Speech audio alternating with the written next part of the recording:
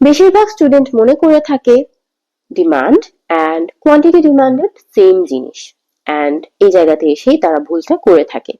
কেননা demand and quantity demanded same জিনিস না। ল অফ ডিমান্ড অনুযায়ী যখন কোনো প্রোডাক্টের প্রাইস বেড়ে যায় তখন ওই প্রোডাক্টের কোয়ান্টিটি ডিমান্ডেড কমে যায়, নট ডিমান্ড। তাহলে চলুন আজকে আমরা সহজভাবে দেখি ডিমান্ড অ্যান্ড কোয়ান্টিটি ডিমান্ডেড এই দুইটা জিনিসের মধ্যে আসল ডিফারেন্স কোন জায়গায়। আসসালামু আলাইকুম এভরিওয়ান।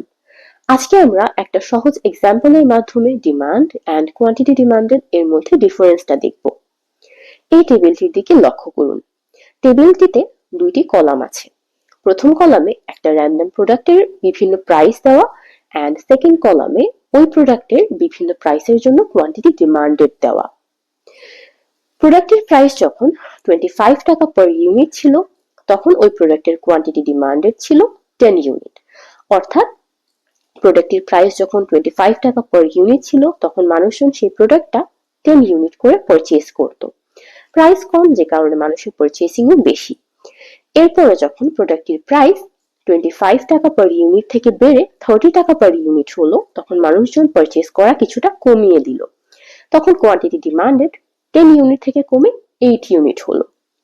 এরপরে যখন প্রোডাক্টের প্রাইস 30 টাকা পার ইউনিট থেকে আরো বেড়ে 35 টাকা পার ইউনিট হলো তখন মানুষজন পারচেজ করা আরো কমিয়ে দিল, অ্যান্ড কোয়ান্টিটি ডিমান্ডেডও 8 ইউনিট থেকে কমে 5 ইউনিটে নেমে গেল।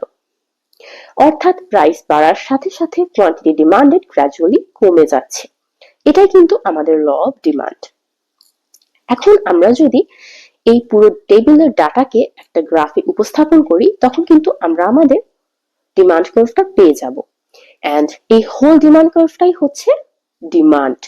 অর্থাৎ একজন কনজিউমার বিভিন্ন প্রাইসে একটা প্রোডাক্টের কত ইউনিট করে পারচেজ করতে উইলিং অথবা এবল, এই জিনিসটাই হচ্ছে একটা প্রোডাক্টের ডিমান্ড। এই পুরা টেবিলটাই হচ্ছে একজন কনজিউমারের ডিমান্ড।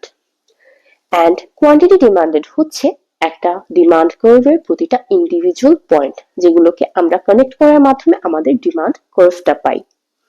অর্থাৎ এই টেবিলের এক একটা ইন্ডিভিজুয়াল ডাটা, এই যে 25, 10, 38, 35, 5, এই এক একটা ইন্ডিভিজুয়াল ডাটা হচ্ছে একটা প্রোডাক্টের কোয়ান্টিটি ডিমান্ডেড। অর্থাৎ একটা নির্দিষ্ট প্রাইসের জন্য একজন কনজিউমার একটা প্রোডাক্টের কত ইউনিট পারচেজ করতে উইলিং অথবা এবল, এই জিনিসটাই হচ্ছে একটা প্রোডাক্টের কোয়ান্টিটি ডিমান্ডেড।